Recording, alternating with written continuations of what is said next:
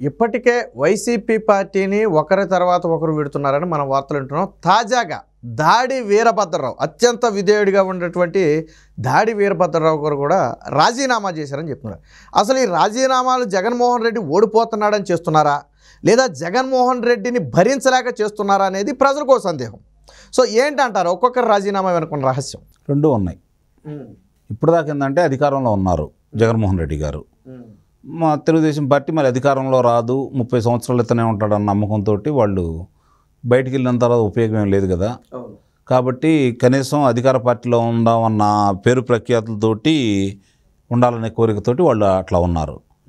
కానీ ఈరోజు పరిస్థితులు చూస్తూ ఉంటే క్షేత్రస్థాయిలో ప్రజలందరూ కూడా ఒక నిర్ణయానికి వచ్చేసి ఈ ప్రభుత్వం మీద ఎంత వ్యతిరేకత ఉందో చాలా స్పష్టంగా వాళ్ళు వ్యక్తం చేస్తున్నారు. కాబట్టి అలాగే ప్రతిపక్ష నేతలు ఎక్కడికి వెళ్ళినా కూడా తెలుగుదేశం పార్టీ అధినేత కావచ్చు, లోకేష్ బాబు గారు కావచ్చు, అలాగే పవన్ కళ్యాణ్ గారు కావచ్చు, ముగ్గురు సభలకి పోటెత్తున్న జనం సంఘీభావం తెలుపుతున్న విధానం చూసుకున్న తర్వాత చాలా స్పష్టంగా అందులో క్షేత్రస్థాయిలో ఇలాంటి నాయకులందరూ కూడా క్షేత్రస్థాయిలో వాళ్ళకంటూ ఒక అవగాహన ఉంది. కాబట్టి వాళ్ళ ఒక నిశ్చితాభిప్రాయానికి వచ్చి మునిగిపోయి నావ మధ్య వాళ్ళు ఉండరు కదా నావలో. మీ పిల్లలు ఇంటర్మీడియట్ మరియు ఎంసెట్ చదువుతూ సబ్జెక్ట్స్ లో కన్ఫ్యూజ్ అవుతున్నారా? కాన్ఫిడెన్స్ లెవెల్ తక్కువగా ఉందా? రిపీటెడ్ మిస్టేక్స్ చేస్తున్నారా? అయితే మీకోసమే ఉంది Rise app. 1 lakh question bank, performance analysis, online classes by experts, ఇంకా మరెన్నో ఫీచర్స్ తో మీ ముందుకొచ్చింది Rise. Rise, the perfect guide. Description లో ఉన్న లింకును ఉపయోగించి సబ్స్క్రైబ్ అవ్వండి. కాబట్టి ఈ పడవ మునిగిపోతుందని చెప్పి చాలా స్పష్టంగా వాళ్ళకి అర్థమైపోయింది. ఈతగాడు ఏం చేస్తాడంటే ముందుగానే బయటకు వచ్చేస్తాడు. ఏ దిక్కు లేని సాళ్ళు ఈత రాని వాళ్ళు ఏదో ఒక ఆధారం కోసం ఎతుకులాడుతూ ఉంటారు.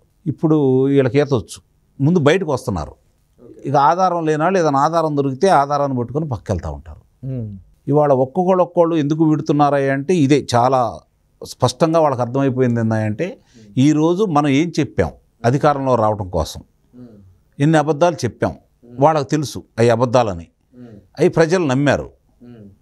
వచ్చిన తర్వాత దాంట్లో మనం ఎన్ని నిరూపితం చేయించాం. చంద్రబాబు నాయుడు గారు 6,50,000 కోట్ల రూపాయలు అవినీతి చేశాడు ప్రభుత్వాన్ని అడ్డం పెట్టుకోనంటే ప్రజలు నమ్మారు. అందుట్లో మనం కనీసం 650 కోట్ల రూపాయలన్నా చూయించామా, 1000 వంతు అన్నా చూయించామా? లేదు కదా. కాబట్టి రేపు మళ్ళీ ఏం చెబుతాం మనం ఇప్పుడు అధికారంలో ఉన్నాం. పింక్ డైమండ్ అన్నారు తిరుపతిలోది వెంకటేశ్వర స్వామి దగ్గర. మరి అది దాని గురించి మరి ఇప్పుడు అదే మేము ఆ రోజు లేదని చెప్పిన వాళ్ళే స్పష్టంగా కూడా చెప్పడం కూడా జరిగింది. మరి కమరావతి అన్నారు, భ్రమరావతి అన్నారు అమరావతిని పట్టుకొని. మరి అది వాస్తవాలు ఎంతో అక్కడ ఎవరెవరి సామాజిక వర్గాలు ఎంత ఉంటాయో ఈరోజు అంకెలతో సహా అందరికీ తెలిసింది. అది తప్పని చెప్పిన వాళ్ళకి తెలిసిపోయింది. ఒకే రాజధాని అని చెప్పని ఆ రోజు అన్నాం. ఇప్పుడు 3 రాజధానులు ప్రకటించాం. 3 రాజధానులు కూడా ప్రకటిస్తే మొట్టికాయలు వేశారు జనాలు.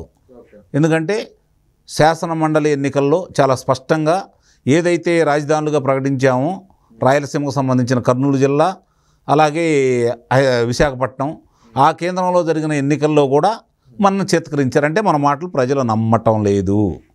మరి అలాంటప్పుడు మనం ఇక్కడ ఎందుకు ఉండాలి? అవమానాలు బరాయిస్తూ అవకాశాలు లేనప్పుడు కనీసం మన ఆత్మాభిమానం ముందు బయటకంటూ వస్తే ఎంతో కొంత ఆత్మాభిమానంగా ఉంటుంది కదా అని చెప్పని వాళ్ళు భావిస్తున్నారు.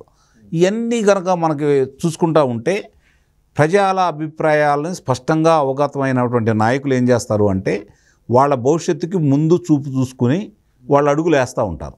అలాగే మనకి రాజకీయాల్లో అవసరం లేని వాళ్ళు ఏమనుకుంటారంటే చివరిదాకా చూసుకొని అధికారాన్ని అనుభవించి ప్రశాంతంగా దండం పెట్టి ఎన్నికల్లో దూరంగా ఉంటారు.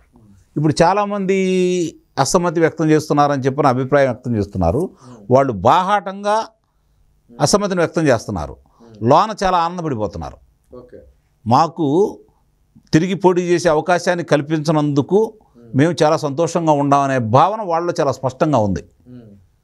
ఏ విధంగా అనుకుంటున్నారంటే వాళ్ళు మా ఆరోగ్యం బాగుంటుంది, ఆర్థికంగా కూడా మేము బాగుంటాం, కాబట్టి ఈ రెండు మాకు ముఖ్యం, కాబట్టి మేము పోటీకి దూరంగా ఉంటే మంచిది. కానీ ఈరోజు శాసనసభ్యులమే కావచ్చు లేకపోతే లోక్సభ సభ్యులం కావచ్చు ఆ మాట అంటే ఎక్కడో లోపం ఉందనుకుంటారు కదా. అధినేత తీసి పక్కన పడేసిన తర్వాత మనకి మా మీద నెపం లేకుండా పోయిద్ది. ప్రజలే అధినేతను మార్చాలనుకుంటున్నారు, రాష్ట్ర ముఖ్యమంత్రిని మార్చాలనుకుంటున్నారు. కాబట్టి ఆయన్నే మార్చాలనుకున్నప్పుడు మన కూడా ఎటు మారుస్తారు కదా. ఈయన మార్చేది ఏంది, ప్రజలే నిర్ణయించుకున్నారు లేని అభిప్రాయంతో వచ్చి కొంతమంది జారుకుంటూ ఉన్నారు. మిగిలిన వాళ్ళు తెలుగుదేశం పార్టీ వాళ్ళు వాళ్ళ తలుపులు తీయట్లా, తలుపులు తెరిచి వాళ్ళని ఆహ్వానించట్లా. నిజంగా వాళ్ళు తలుపులు తెచ్చినట్టయితే ఈ పాటికే సగం ఖాళీ అయి ఉండేది. కానీ ఆహ్వానించబోయినందువల్ల జరుగుతున్న పరిణామాలు ఏంటంటే వాళ్ళకి ఏం చేయాలో అర్థం కావట్లేదు. చాలామందికి అధికారమే పరమావిధి.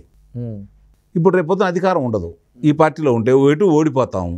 ఇప్పుడు ఈ పార్టీ చేసిన దాష్టికాలని, వీళ్ళు చేసిన దౌర్జన్యాలను ఒకసారి దృష్టిలో పెట్టుకొని రేపు మమ్మల్ని ఏం చేస్తారో అనే భయం చాలామంది నాయకుల్లో వ్యక్తమైందని చెప్పని మనం వింటూనే ఉన్నాం. కొంతమంది ఇప్పుడున్నటువంటి తెలుగుదేశం పార్టీ నాయకులు ప్రసన్నం చేసుకునే ఆలోచనలో రేపు పొద్దున మీద అధికారం వస్తే మా జోలికి రావద్దని చెప్తున్నారని కూడా మనం వార్తలు వింటూనే ఉన్నాం.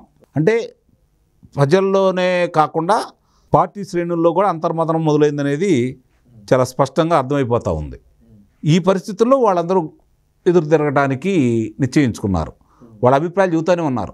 గుంటూరు పార్లమెంట్ అధ్యక్షుడు డొక్కా మాణిక్యవర ప్రసాదరావు గారు కూడా అయ్యా నన్ను ఒక్కసారి ఆయన కలిసే అవకాశం కలగజేయండి అని చెప్పని సాధికారిక బస్సు యాత్రలో చెప్పడం కూడా జరిగింది. మరి అలాగే పార్థసారథి గారు ఒక్కోళ్ళ అభిప్రాయాలు బయటపడుతున్నాయి. ఈరోజు ఎంఎస్ బాబు వీళ్ళందరూ చూసుకుంటా ఉంటే ఇప్పుడు ఇంకా ఎన్నికలు సమీపిస్తున్న తరుణంలో లేకపోతే ఎన్నికల నోటిఫికేషన్ వచ్చేదానికి ఇంకెంతమందిని మనం ఇలాంటి మనుషులను చూడాలో దాదాపు ఇక లెక్క పెట్టుకోలేము. ఇప్పుడంటే ఒక 10 మంది 20 మంది గురించి చెబుతున్నాము. అందుతున్న సమాచారం ప్రకారం చూసుకుంటా ఉంటే వాళ్ళు మొన్నటిదాకా ఒక 82 మందిని అభ్యర్థులు మార్చాలని ప్రయత్నం చేశారు. అందుట్లో కొంతమందిని స్థానభ్రంశం జరిగింది, అభ్యర్థులుగా మారారు తప్ప వీళ్ళే వేరే చాటుకి వెళ్ళి తిరిగి పోటీకి నిలబెట్టాడు. రేపొద్దున ఈ 80 మంది నుంచి 15-20 మందికే తగ్గిపోతుందని, చాలామందిని మార్చే అభిప్రాయం లేదు, ఈ తలకాయని ప్లాట్ తెచ్చుకుంటాం మనం, మార్చకూడదని అభిప్రాయానికి వచ్చారని చెప్పని దానికి ఉదాహరణగా మొన్నదాకా కొంతమంది మంత్రులకి తిరిగి పోటీ చేసే అవకాశం లేదని భావించిన వాళ్ళకి కూడా తిరిగి వాళ్ళకి కేటాయిస్తున్నారని చెప్పి కూడా అర్థమవుతూ ఉంది. కాదు వాళ్ళ శ్రేణులు కొంచెం బలంగా నమ్ముతున్నాయి. కొంతమంది జగన్మోహన్ రెడ్డి గారి గురించి తెలిసిన వాళ్ళు ముందుకడుగు ఎత్తారు తప్ప వెనకాల గేడు ఏమైపోయినా సరే కాబట్టి అభ్యర్థులు మారుస్తారని అనుకుంటున్నారు. నాకు తెలిసినంత వరకు అలాంటి సాహసం చేస్తాడని అయితే మాత్రం నేనైతే భావించుట ఇవాళ ఎదురవుతున్న పరిస్థితులను బట్టి. కాబట్టి ఇప్పుడు దాడి వీరభద్రరావు గారు, పార్థసారథి గారు, లేకపోతే డొక్కా మాణిక్యవర ప్రసాదరావు గారు, ఆళ్ల రామకృష్ణారెడ్డి గారు, ఎంఎస్ బాబు, ఈ సంఖ్య పెరుగుద్ది రేపు నుంచి. అంటే ఇది ప్రజల్లో కూడా ఏదన్నా ఒక మెసేజ్ తీసుకెళ్లే ప్రయత్నం జరుగుద్దంటారా? వైసీపీ నుంచి ఒక్కొక్కరు వెడుతున్నారంటే ఇక పార్టీ చాప్టర్ క్లోజ్ అనే మెసేజ్ ప్రజల్లోకి వెడుతుందంటారా? ప్రజలే చెప్పారండి, ప్రజల్లోకి వెళ్ళటం కాదు, ప్రజలు తేల్చి చెప్పేశారు. 2020 నేను ఉదాహరించే కదా, 2023 ఫిబ్రవరిలో శాసనమండలి ఎన్నికల్లో చాలా విస్తృతమైన తీర్పు ఇచ్చారు. ఎందుకు ఇచ్చారని చెప్తున్నానంటే పట్టభద్రుల ఎన్నికల్లో పాల్గొనాల్సిన సభ్యులే కదా, పట్టభద్రులే కదా పాల్గొనాల్సింది. అలాంటి చోట్ల 2వ తరగతి 4వ తరగతి 10వ తరగతి లోపు చదివిన చాలామంది మహిళలను దొంగ ఓట్లు జరిపించారు కదా, చాలామంది యువకులను కూడా దాంట్లో దొంగ ఓట్లుగా చేర్పించుకోవడం కూడా జరిగింది కదా, కానుకలు ఇచ్చారు కదా, అధికారం వాళ్లే కదా. 108 నియోజకవర్గాల్లో జరిగిన దాంట్లో వీళ్ళుంది 11 మందే కదా, కాబట్టి మిగిలిన వాళ్ళందరూ వాళ్లే కదా, 97 మంది సభ్యులు వాళ్లే కదా. మరి అక్కడ చూసుకుంటే 10 మంది లోక్సభ సభ్యులు ఉన్నారు పశ్చిమ తూర్పు రాయలసీమ దాంట్లో, మరి ఇక్కడికి వచ్చేసరికి 4 ఉన్నారు, మొత్తం 5 మొత్తం 15 మంది లోక్సభ సభ్యులు ఉన్నారు. మరి వీళ్ళందరూ ఉన్న తర్వాత కూడా ఒక్కడే కదా అక్కడ ఉన్నది రామ్మోహన్ నాయుడు గారు, మిగిలినందరూ వాళ్లే కదా. ఇంతమంది నుండి కూడా ఓడిపోయారంటే చిత్తుగా. సో ఆయన సొంత నియోజకవర్గంలో కూడా మరి ఓటమి పాలయ్యారు కదా, ఆధిక్యం 4,000 దాకా వచ్చింది కదా తెలుగుదేశం పార్టీకి. మరి ఇవన్నీ సంకేతాలు ప్రజలు ఇచ్చారండి, వీళ్ళు ప్రజలకి ఆలోచించేదే ఉంది. ప్రజలు చాలా స్పష్టమైన ఒక నిర్ణయానికి వచ్చి ప్రజలు స్పష్టమైన నిర్ణయంతో ఉన్నారు. వాళ్ళు సంకేతాలు ప్రభుత్వానికి ఇచ్చారు మారతారేమోనని, వీళ్ళు మారట్లా, ఇంకొంచెం ఘోరాది ఘోరంగా ఓడిస్తారు వాళ్ళు, అంతే. ప్రజలు నిర్ణయించుకున్నారు ఈ ప్రభుత్వం లేదు మనది. వాళ్ళు ఏమనుకుంటున్నారంటే రాష్ట్రం బాగుండాలి, మేము బాగుండాలి, ఇప్పుడు మా పిల్లల భవిష్యత్తు నాశనం అయిపోయింది, కనీసం పిల్లల భవిష్యత్తు అన్నా బాగుండాలి అంటే రాష్ట్రంలో తిరిగి చంద్రబాబు నాయుడు గారు అధికారంలో రావాలనే కృతనిశ్చయంతో వాళ్ళు ఉన్నారు. కాబట్టి వాళ్ళు ఒక నిర్ణయానికి వచ్చేసారు. ఇప్పుడు యువతని ఏమట ప్రయాణం చేసింది, నువ్వు చెప్పిన ప్రత్యేక హోదా తీసుకొస్తాడు, మెడలోంచి తీసుకొస్తాడని చెప్పి నమ్మి నీ ఎమ్మట వచ్చేసారు.